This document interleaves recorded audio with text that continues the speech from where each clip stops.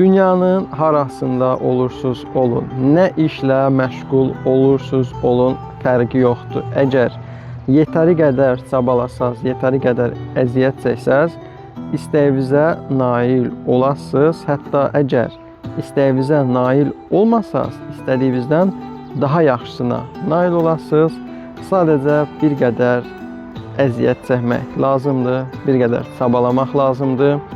Ola bilər hal-hazırdakı dövrünüzdə çox əziyyət çəkmiş ola bilərsiniz, sizə çətin gələ bilər, amma mübarizəyə davam eləyin. Çünki əvvəl-axır istədiyinizə nail olasınız. Olmasaz belə yadınızda saxlayın, istədiyinizdən daha yaxşısına nail olasınız. Şəxsi həyatımda yaşamışam və bildiyim üçün bunları bugün sizlərlə bölüşürəm.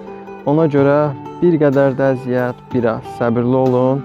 Mütləq həyatınızda yaxşı şeylər də olacaq. Çətinlik gecə və gündüz kimidir. Gecə və gündüz isə bir-birin dəyişir. Hər şey əbədi deyil. Çətinlik də təbii ki, əbədi deyil. Onun da bir sonu gəlib çıxacaq.